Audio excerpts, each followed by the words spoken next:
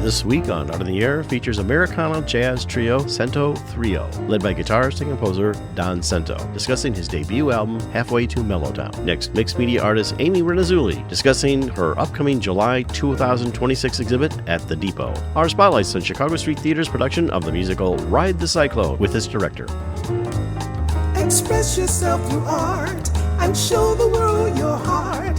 Express yourself through art and show the world your heart. You're in the know with Esther and Larry. Art on the air today. Stay in the know with Larry and Esther. Art on the air our way. Express yourself through art and show the world your heart. Express yourself through art and show the world your heart. Welcome. You're listening to Art on the Air on Lakeshore Public Media, 89.1 FM, WVLP 103.1 FM, our weekly program covering the arts and arts events throughout Northwest Indiana and beyond. I'm Larry Breckner of New Perspectives Photography, right alongside here with Esther Golden of The Nest in Michigan City. Aloha, everyone.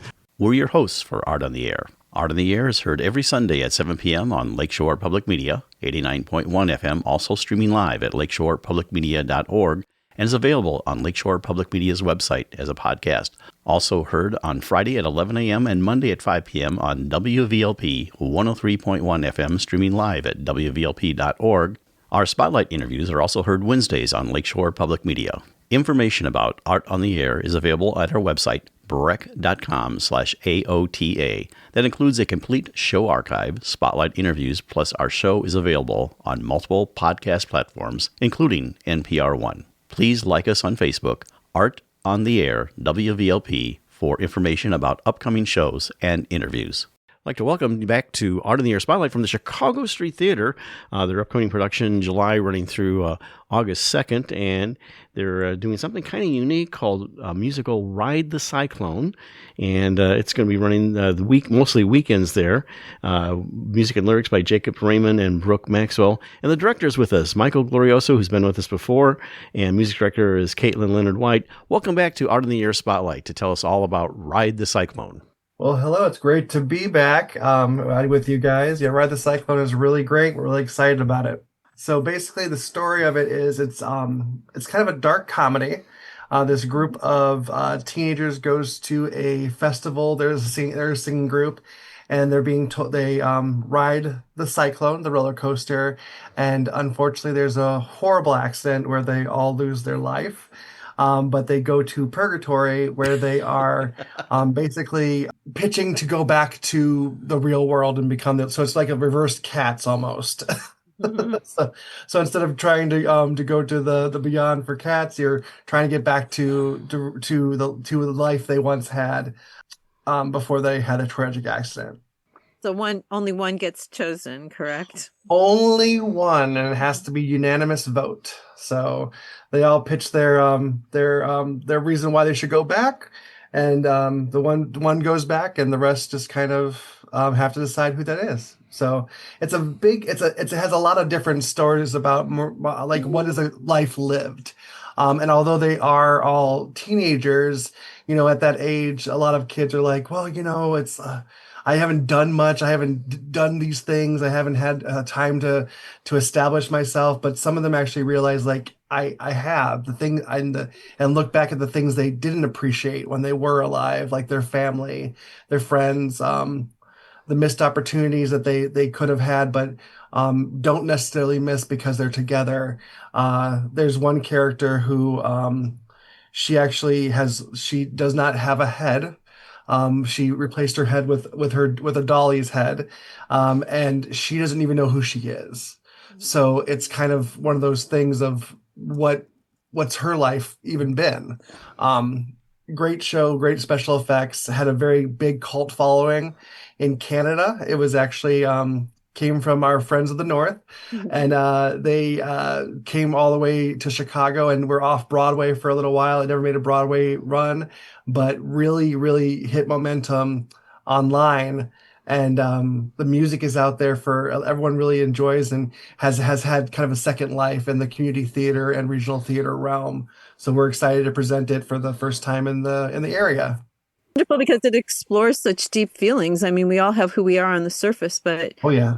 our deeper feelings sometimes don't get expressed, but that's what you see in this play. Oh yeah, and it has like I said, it's a dark comedy. There's some very funny moments that are throughout it, but there also are very like touching moments that the characters gets to have with each other, interactions, and how they change their own mentality on how they view life while they're together in this purgatory area. Have you already cast the show? I know in that case also have you started rehearsal process? Because with a musical, a lot of times you need to start learning music a little earlier. Yeah, we just started. Have a wonderful cast from all over. It's a younger cast because of just the nature of the show. Everyone's over the age of 18, but I think our oldest cast member, I think, is 30. And they actually play Karnak, who is the mechanical Yeah. fortune teller that comes to life to tell. It's basically in this purgatory area. And we're kind of setting the show in like a dilapidated warehouse where things go to kind of either be repaired or go to the trash yard. So it's kind of also a purgatory for all these items too that are kind of from their past and things like that too. So it's kind of interesting to have these young actors that came back from college, and we had, I think, about over 55 people audition for the show, and there's only 7 parts. Wow. So Wow. we were able to cast everyone, and we had 2 understudies that we also want for the show, just in case something happens, because it is a longer show run that we are doing. And, we want to make sure people feel safe too, because, vocally it's demanding and they're on stage the entire time. There'll be a short intermission in between, but the show was originally written without an intermission, but we're putting one in just so that we have a little bit of time to rest. But we're very excited about the whole process and the people we have cast. Well, talk about dates. Do you know, this is kind of like the end of your season for Chicago Street. Yeah. Do you know what's coming up? There's nothing on the website yet, or is it still yet to be determined, the shows that are coming up for the 2026-27 season? It's still a secret, but we'll be having a announcement very, very soon. We're going to be doing our annual trivia night sometime in July or June to kind of announce the season. As you know, with rights, a lot of people understand you can't really talk about it until everything's paid for. So hopefully look at our website and look for that trivia night that we're going to have to kind of show our new season. We do also, along with Ride the Cyclone adult version, there is a teen version we're running too, which will be going on simultaneously. So information about that will be on the website as soon as that gets cast and going too. So two cyclones for the price of one. Wow. And 2 casts and more work for the director. Well, in our final moments here, tell us, first of all, dates, website, how to get tickets, and such. Of course, the dates are, we open Friday, July 10th, and we run through August 2nd. You can go right to our website at www.chicagostreet.org and just go click on Buy Tickets Now. Tickets are going to be going fast, we predict, so you probably want to get them sooner rather than later. Don't want to miss out. Well, we appreciate you coming on Art on the Air Spotlight. Michael Glorioso, director of the upcoming show at the theater, Ride the Cyclone. Thank you so much for coming on Art on the Air Spotlight. Thank you both so very much. Yeah, thank you, Mike. Art on the Air Spotlight and the complete 1-hour program on Sunday is brought to you by Ember Forge Consulting, with end-to-end expertise in learning strategy, design, and implementation. Ember Forge turns your organization's knowledge into impact. To learn more, visit emberforgeconsulting.com. And as a reminder, if you'd like to have your event on Art on the Air Spotlight or have a longer feature interview, email us at aota@brech.com. That's aota@brech.com. Hi everyone, this is recording artist David Arkenstone, and you're listening to Art on the Air on Lakeshore Public Media 89.1 FM and on WVLP 103.1 FM. We would like to welcome Don Cento to Art on the Air. Don has been making music since 1985, earning a BA in jazz guitar performance in 1995. He produces and mixes recordings, composes instrumental pieces as a singer-songwriter, plus arranges music. He has played with many bands and artists and has contributed to over 70 albums and is a member of the instrumental rock group Shibboleth and the trio Cento Three O plus El Cento. Since 2018, he has been busy producing, recording, and mixing in his studio in Austin, Texas. Halfway to Mellowtown is the debut album from Cento Three O, which will be available June 19th, 2026. Thank you for joining us on Art on the Air. Aloha and welcome, Don. It's very nice meeting you. Aloha. Wow, it's very nice to meet you as well. Thank you for that introduction. Great to have you on, and glad we came across you. I think Howard was the one who referred us to you. But anyway, we'd like to hear your origin story, and how I like to tee that up is like saying how you got from where you were to where you are now. So tell us all about Don. The origin story, my superhero origin story. Mm-hmm. Let's see. Well, I started out just kind of right around the corner from you all. I was born in Pontiac, Michigan. And then my family moved to Missouri in 1980, so I was in third grade. My dad is from St. Louis. My mom was from a tiny little town called Hayti, Missouri. And I grew up in another tiny little town called Sikeston, Missouri, which is surrounded by farmland, if you can, about a few miles from the Mississippi River. So close, there in the swamps, kind of in the humidity down by the river. And, music wasn't really in the house. My parents had some records and listened to some records, but it wasn't a huge part of my home life. But somewhere around sixth grade, I had a really great music teacher that I connected with, and he brought in synthesizers and all kinds of cool instruments, and he was in a cover band, and he was just a fascinating character. So I think as I recall, I bought a synthesizer off of him and tinkered around with that, and I think I was more interested in making silly sounds than making songs at that point. I remember I was always trying to make a helicopter sound. Oh, I was just wondering, I was thinking about outdoor sounds and the swamp. The swamp makes so many beautiful sounds. So were you, it was a lot. The swamp in June is especially wonderful, I think. Yeah, I guess we did spend a lot. Most of it's a drained swamp in that area, actually. But I have spent time in the swamps of Mississippi, and you can hear the frogs and the wind and the giant pine trees, which is amazing. Sikeston, Missouri. I remember the sound of the cicadas was kind of prevalent a lot, and if you get out in the country, you could hear frogs chirping. And it didn't take much to get out in the country. You just drive half a mile and. I grew up across the railroad tracks from a cotton field, so there was a lot of farmland around, and a lot of those just sort of Midwestern plains sounds. Thunderstorms were a big part, because it's sort of like I have in Texas now, a big open vista, so you could see storms rolling in from miles away and just experience the thunder and the way the smell and the air changes. I've always resonated with that. Yeah, completely. For me, the wind, it's really. Very vocal. Yeah. So growing up in that, there was, I guess sound was a big part. Music was kind of floating around. And then I graduated sixth grade. And then in seventh, maybe we started band in sixth or seventh grade. I don't remember. But I ended up playing French horn. I'd wanted to play cello, but I guess I tested well on the musical proficiency exam, and the band director insisted that I play French horn because supposedly that was a difficult instrument. So turns out he was right, because I was not very good. I was not the best, I was not the worst, I was sort of mediocre, which put me right in the middle, of the front row, which is where the French horn sat. So one day in seventh grade, we're in band class, and this is where my origin story actually begins. We're in band class, but we don't have band class. There's a guest artist. And again, I'm sitting directly in front of the podium, maybe 6 feet away. And the guest artist is a flamenco guitar player named Ronald Radford. I didn't know anything about flamenco guitar. I didn't know Ronald Radford, knew nothing. He apparently, as a youngster, had studied with Segovia in Spain and was, toured around the States doing clinics, things like that. So he played. And it was like a lightning bolt to my brain. I'd never seen anything like it. I was just completely floored, completely instantly changed.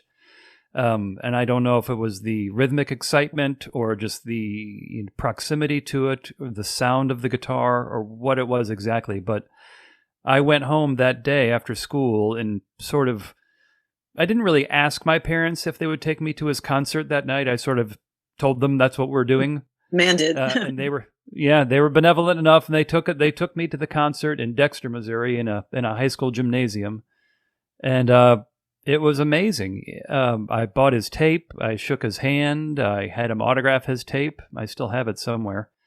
And that just kind of set me on the path. I think I started saving money after that for a guitar, which the music teacher that I mentioned earlier helped me pick out at Keys Music in Cape Girardeau. Mm-hmm. And I got that guitar eventually, and then it's kind of been every day since then. I've been playing guitar. Did you play flamenco at all? That's the funny story. No, I've never figured out flamenco. I never pursued that after that. It's I guess it requires a technical facility that I just don't have. Some sort of supercharged finger dexterity. I mean, I have good dexterity, but I don't have the powerful right hand. I haven't put in the time for whatever reason. But it's just sort of there at the base, at the very bottom layer of the stack of pancakes, which is my musical life. Well, we want to talk about your current album, which is the Halfway to Mellowtown, and this is with a group called Cento Three O, is I guess what you pronounce it. They kind of all run together, and maybe we cue up the first thing. It Takes What It Takes. Tell us about that, and we'll take a listen to it. Yeah, Cento Three O. Just because I didn't want to call it the Don Cento Trio.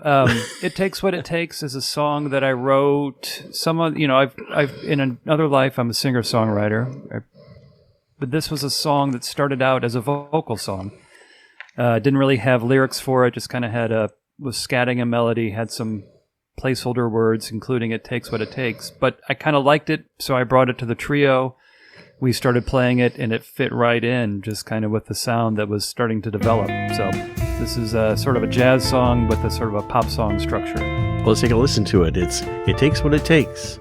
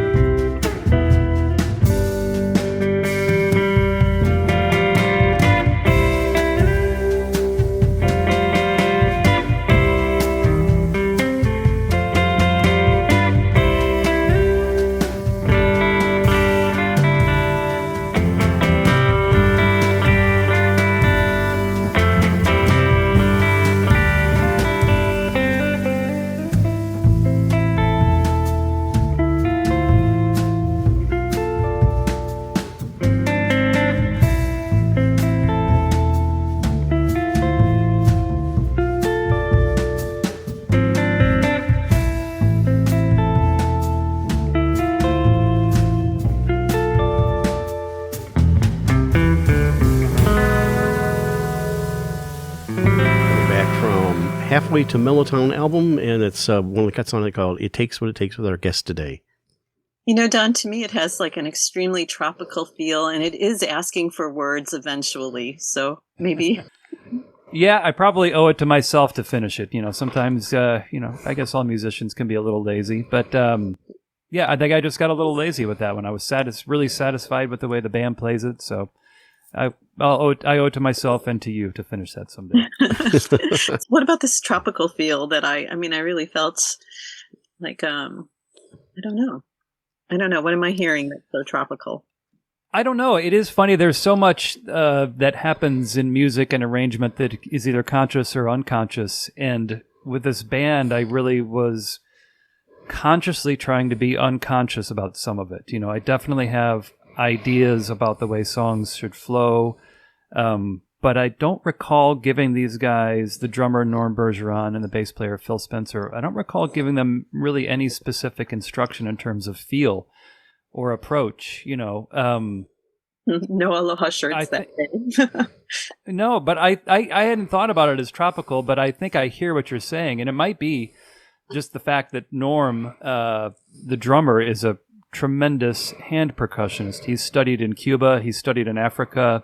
So he's certainly bringing his background to the song. And he has just such a strong, you know, I guess it's not really tropical, but it would be equatorial percussion kind of background. Sure. I kept thinking, it kept reminding me of my Arthur Lyman albums for some reason. And while it didn't have the vibes in it, I don't know. I just was transported there, I guess. Hey, that's great. Arthur Lyman. I will have to look that up. That's a name that doesn't ring any bells with me. Oh, what yeah. Period? What like period the was Arthur? 50s, 40s, Okay. 50s. Yeah. Sort of But he the was playing up Tropicalia. until the 80s and 90s, still in Hawaii. Awesome. So, yeah. I will look that up. Well, we're curious, too, about, and then we'll listen to another cut from the current album, but just briefly tell us about some of the other musical endeavors that you're on. Well, I think the other one that you mentioned in the intro is a band called Shibboleth, which is another instrumental group I've had or been a part of for, I think we started playing in 1999.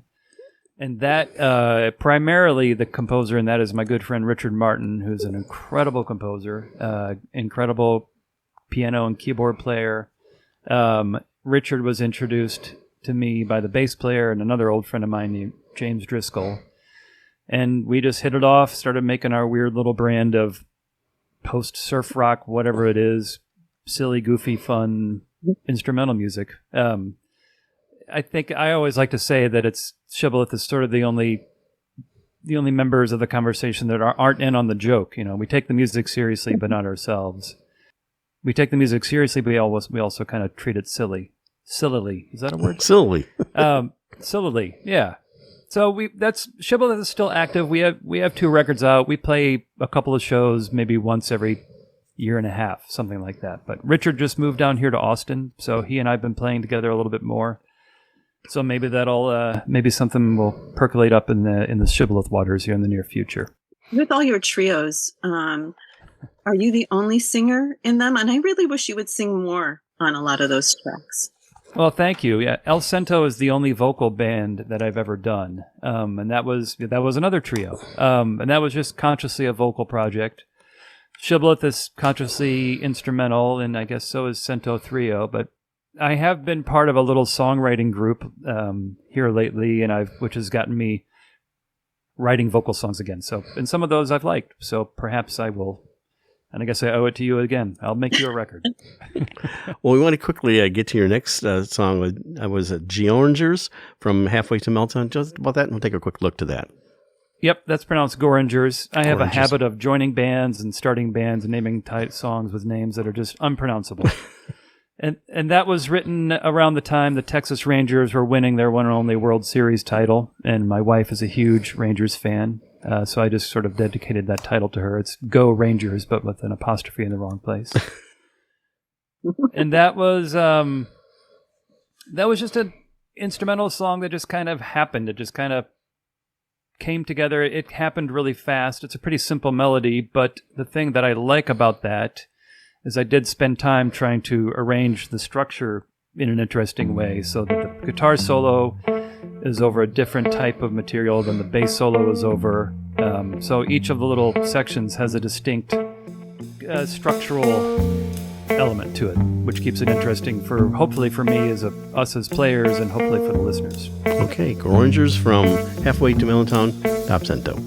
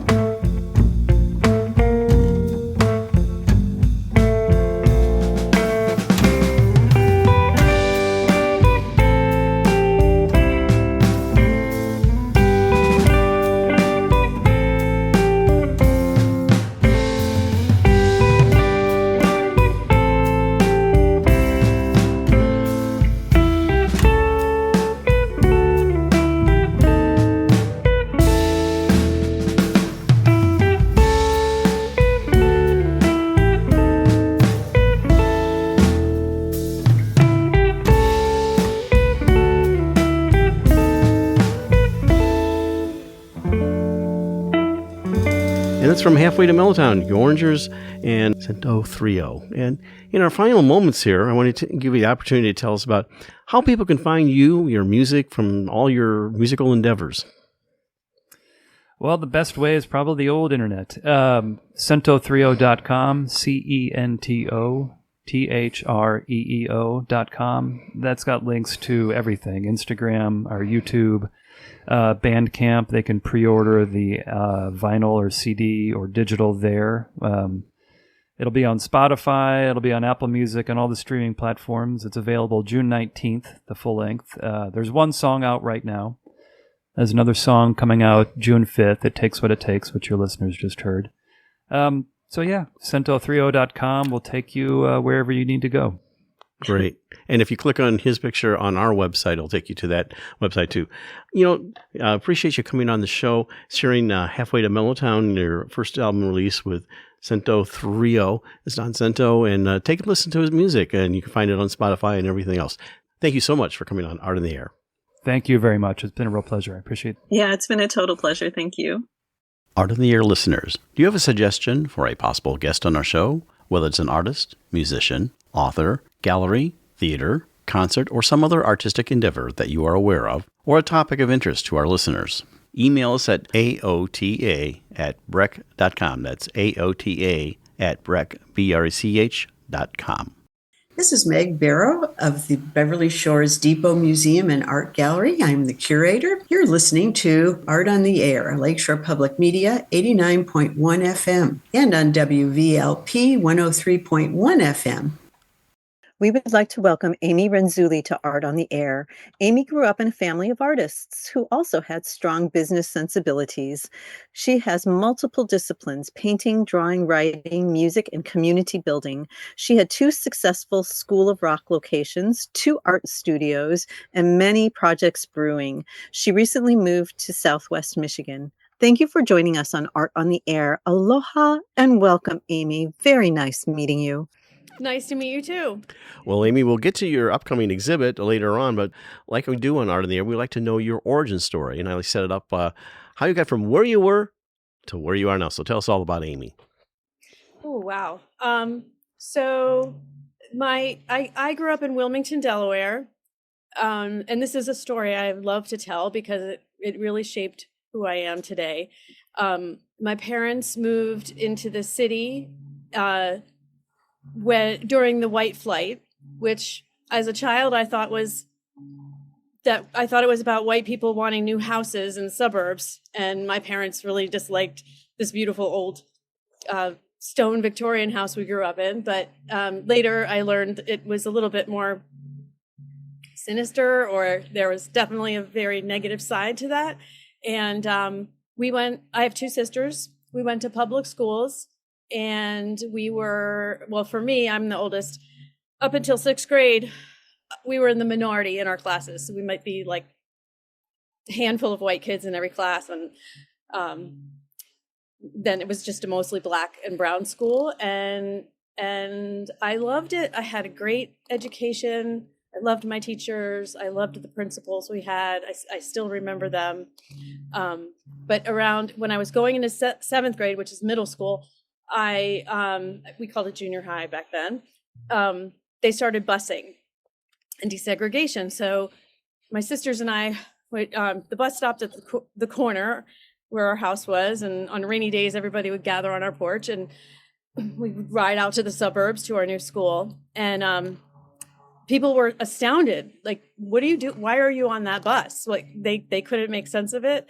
One of my sisters reminded me that there were parents protesting the first day that we arrived.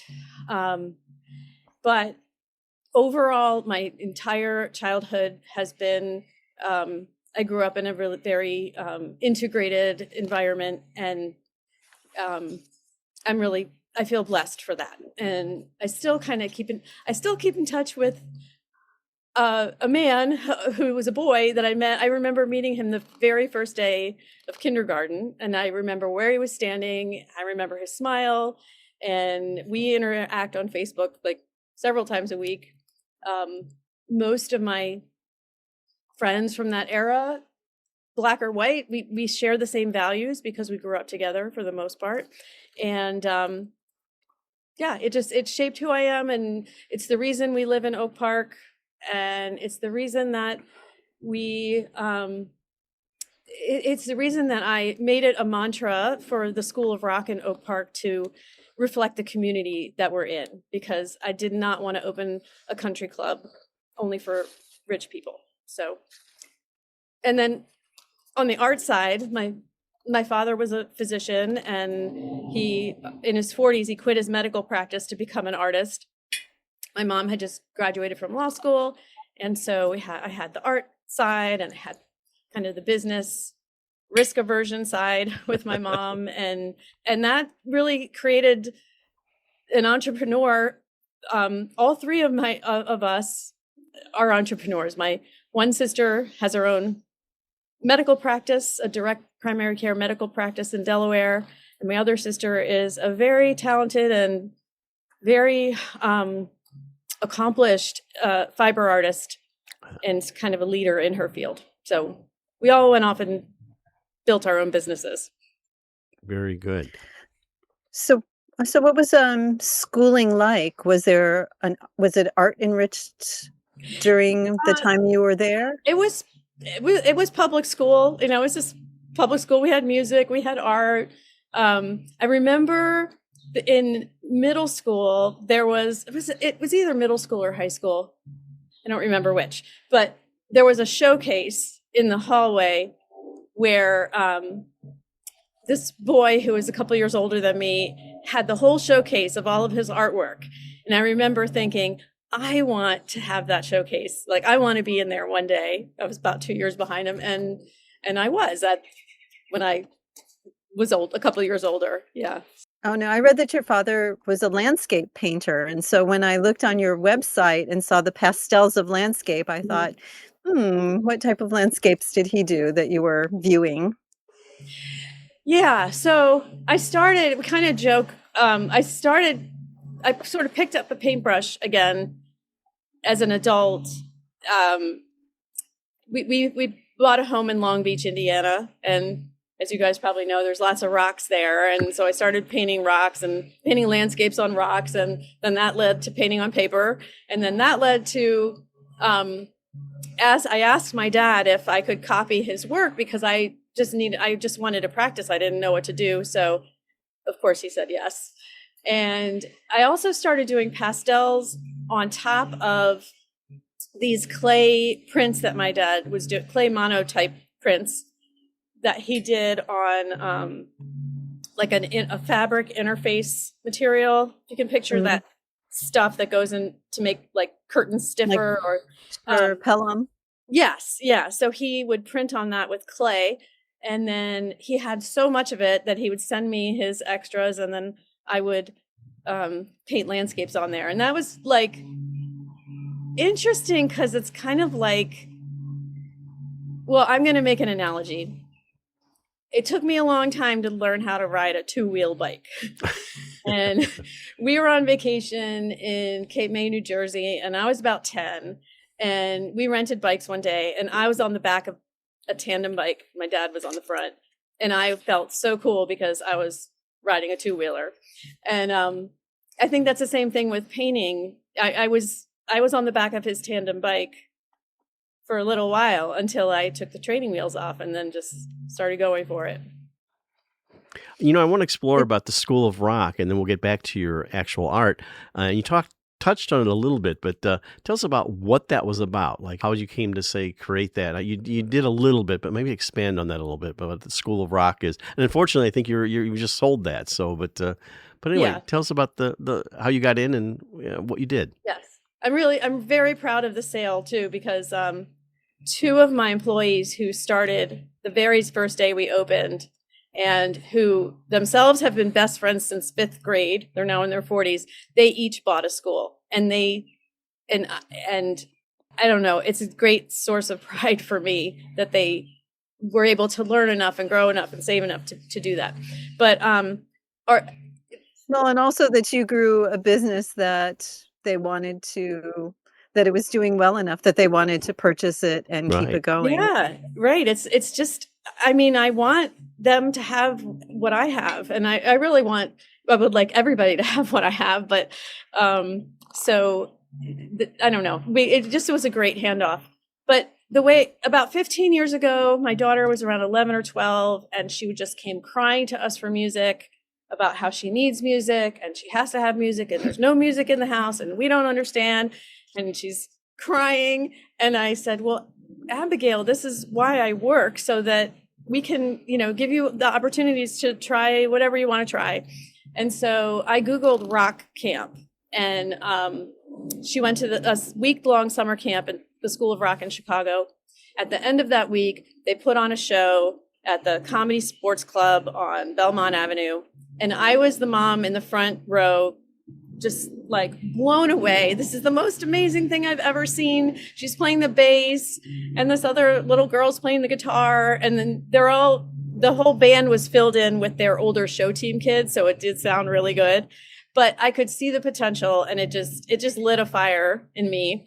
And I decided to investigate about, what I said was to the woman at the front desk. I said, you should open a School of Rock in Oak Park. It would do really well. And she said, well, you should, because it's a franchise. And my immediate reaction, I probably came from my mom in my head. Well, she did say something funny about it. It was, no way. I have no desire to open a franchise, but I did investigate. That feeling lasted like 30 seconds. And then I realized it was something I wanted to go for. And I was working at Blue Cross. My husband also worked there, and he was incredibly supportive, not afraid of taking this big leap and big risk. And we bought a building. We opened the school. It's an after-school performance program. Everybody plays music together. We teach adults. We've had multiple wonderful bands come out of our program, both kids and adults. And it would make me sad when the adults left, but really they left because they're out gigging and doing shows on their own. So it's always a good thing. And then for a long time, many years, we were the largest in the world there were, at the time when we were at the top, there were like 350 schools all over the world. And now we're around in the top 5. So I'm still proud of that. And that's because it's just, we're right by public transport. We're right by the Green Line from Chicago, so musicians can get back and forth. We're in a community that really values the arts. We have a very wide socioeconomic kind of, collection of people in Oak Park. So that kind of goes back to just, it had to be a place that whoever walks in the door would see somebody that looks like them. Wow. In whatever that is. Sure. It could be age, could be skin color, could be identity, any of it. And that's basically what I focused on. One quick question before we get back to your art. Did you do any music yourself? Well, I'm not a musician, but I like to sing. I did our adult program for years. I was one of the people who started a band with some of the adult students, and we did that for a few years. But really, art, painting, and making art was just, it just pulled me. It pulled me out of that, like pretty much out of everything. And this is where my passion is. I like to sing. I love to harmonize. I love the joy of harmonizing with other people. And I still do it for fun, but I really just want to paint. Singers are musicians. I mean, they really are. So you don't have to discount that. Yeah. You're listening to Art on the Air on Lakeshore Public Media, 89.1 FM, on WVLP, 103.1 FM. So moving on to your art, and we'll talk about how you linked up with the Depot for your upcoming exhibit, which we'll talk about later. Tell us about some of the subjects you like. Now, obviously on a radio show, we can't show that, but we can refer people to your website. But tell us about, and how that's evolved over time. Yeah, I'm trying to think how I moved from landscapes to what I do now.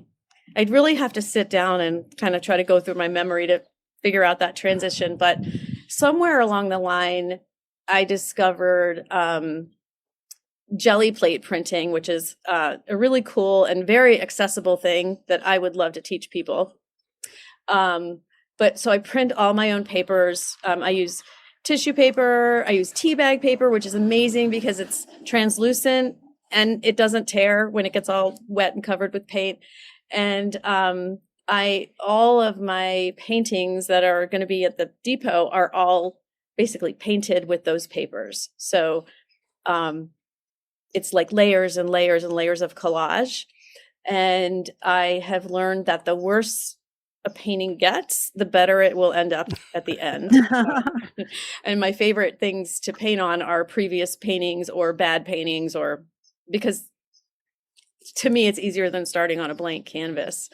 But right now, and for the depot, I'm doing some like foresty trees and birds, and then some sort of beach inspired things. I like to use vintage photos of women doing joyful, powerful things, like high diving or water skiing, things like that. And I always say I can't draw. I can't draw. So I think and that's been my whole life. I've always been more of a designer. So I would say I kind of design my paintings to accommodate my lack of ability to draw. You know what they remind me of, Amy? Yeah. They remind me of the quilts that I did in like the 70s. They just have that very patchwork. Mhm. Yeah. So You're what type of fiber does your sister do? Oh, well, I just want to go back to the quilts for a second. Yeah. Because my grandmother was a quilter and my sister, and there's a woman who has a studio at the Box Factory in St. Joseph, Michigan, and her name is Tisha, and her quilts look like my paintings. So we keep saying we need to do something together. Most definitely. Yeah. But wait, what was your question again? Oh, I was just wondering but you answered it with your grandmother. I thought maybe the fiber reference was from your sister. Yeah, my sister is a needle felting artist who really grew her business on YouTube, and even like she's very, when I go to art retreats and I introduce myself and if I mention my sister, the other women there who are from all over the place know who she is if they know fiber arts. But most recently, she got asked to do a life-size sheep for the Sheep Detective movie that Hugh Jackman stars in. So she's I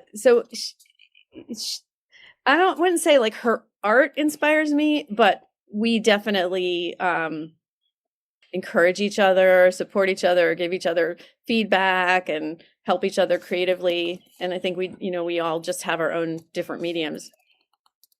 Do you teach at all? Do you have any opportunities that you share your techniques? Not yet, but pretty much every time I paint, and especially if I discover something really cool, I'll give you an example. Well, let me finish the sentence and then I'll give you an example. I just want to share it. Like in my head, while I'm doing it, I'm imagining myself teaching somebody this thing that I discovered. And so with the new studio in the barn that we built in South Haven, I want to do workshops. It's not going to be a public place where it's like open all the time, drop-in classes, teaching kids. It's not going to be that. It will be a few times a year. Either I'm teaching or a visiting artist comes, because really I want to mostly paint, but I want to teach because I want to share what I've learned and what I know, and I want to bring the joy of making art to other people. The example that I was going to give you is one day I was rolling paint out on this jelly plate, and you put paper down on top of it, and you can do all kinds of things. You can use stencils, you can do image transfers, but I was just using paint, and I put tissue paper down, and it had like all the wrinkles that you would imagine when tissue paper is very flimsy. And so the tissue paper became like the tree lines and the branches when I adhered it to a painting, because there were all these lines that kind of looked like nature. So reaching toward the sky. Hmm. So your color palette, does that vary from item, or is it just something like, okay, I'm going to do this time, and how do you approach that? It's Neon pink and I neon try. green. I try to, sometimes I get caught in my head about painting what I think other people want. Oh, I should do more neutrals, or I should do just two colors, and I just can't. And it's not what I want to do. But the pieces I do keep selling. So I think just even very, very recently learned, like, I just have to paint for myself, and that includes color and composition and subject matter, and hopefully people will like it. And but I can't just do something because somebody else wants that, or I perceive that somebody wants something differently. So my colors are really bright and vivid, happy, and they tend to be very similar from painting to painting. Seems like a lot of your work is large. Do you also, because it seems like it seems like it needs that space to breathe a bit, but do you also use that technique on a smaller canvas? I do. I much prefer to paint large, and I'm actually working on a very large commission that's 7 feet tall by 5 feet wide right now. And I had done these mock-ups of where I took previous paintings and I tried to enlarge them and show the customer what it would look like. And so the one I'm doing is actually based on a very small painting, and it's really hard to get it right. So I'm on the struggle bus with that one, but I know I'll get it. I'm just not there yet. It's hard to translate a technique that you use not all techniques, but that you use on a small painting to something much, much larger. I like painting large. It sounds like you've really concentrated in moving into doing your art all the time, but is there something you have not done, whether it be in art or otherwise, that you want to do? Like if there's some other type of art that you'd like to explore? That's a really good question. I used to make jewelry, and I had tons and tons of like gemstone beads and chain and all kinds of findings, and I got rid of all of that, but I still have a stash, and I'd kind of like to get back to that. I'm looking forward to learning. I'm looking forward to bringing in other artists who have different styles and techniques to teach, so that I can also learn. But I can't think of anything specific that I want to do. I'm just in such a state of transition right now. I can barely see straight. What do you like to do outside of art? I enjoy cooking. I enjoy time with my family. I have 2 kids in their mid to late 20s, and I enjoy time with them. I like to do Pilates, and I haven't done much of that lately, so I'd like to get back to that. Socializing. I think there's probably a lot with just the transition to Michigan. There's a lot. I mean,